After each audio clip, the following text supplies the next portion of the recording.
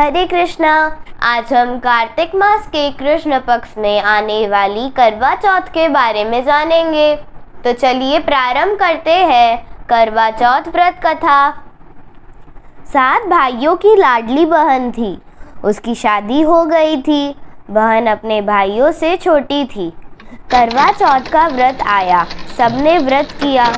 बहन से भूखा रहा नहीं गया। बहन भाइयों की लाडली थी, इसलिए उन लोगों ने अपनी बहन के लिए जल्दी चंद्रमा उगाने के वास्ते किसी ने चालनी ली, किसी ने हाथ में दिया लिया तो किसी ने अपनी बहन को गोदी में लिया। छत पर जाकर बहन को दिए के उजास से चंद्रमा का दर्शन करा दिया। वो अपनी भाभियों से बोली, चांद का दर्शन कर लो। भौजाइयों ने कहा, यह तो आपका चांद है, हम लोगों का चांद उगना बाकी है। बहन भोली लाडली थी, उसने व्रत कर लिया। उसके ससुराल में उसका पति मर जाता है।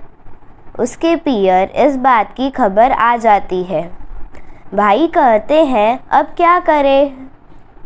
बड़ी भौजाई कोकला शास्त्र पढ़ी होती है, कहती है ननंद बाई को ऐसे ससुराल नहीं भेजना चाहिए। उनको सजा संवार कर चूंदड़ी की साड़ी पहनाकर भेजना है। गहने कपड़े पहनाकर तैयार करती हैं और कहती हैं कि ससुराल जाकर आप सबको पगे पड़ना। सब आपको दुत्कारेंगे, लेकिन आप सबसे पगे पड़ते रहना और पालने में सोई जेठूती के तो अवश्य ही पगे पड़ना। वहाँ जाकर उसने ऐसा ही किया। सब उसको दुत्कारने लगे, तरह तरह की बातें बनाने लगे। कोई कहता भोली है, कोई कहता श्रृंगार सजी है। पालने में सोई जेठूती के जब पगे पड़ती है तो वो कहती है, सर्व सुहागण होई जो। सब देखते रह गए। अर्थी को उठाकर ले जाते हैं, वो भी पीछे पीछे चलने लगती है। कहती है, जलने नहीं दूंगी, मैं भी इसके साथ रहूंगी। सब लोग छोड़कर चले जाते हैं। वह उस लाश की सेवा करती है, एक भी मक्खी उस पर बैठने नहीं देती। इस प्रकार समय बीतने पर महीने की चौथ आती है। चौथ माता के पगे पड़ती है, रो रो कहती है, मेरे बाद जो चौथ आए उसके पगे पड़ना। इस तरह मिक्सर से आसोच की चौथ माता आती है। उसको तो वह छोड़ती ही नहीं है।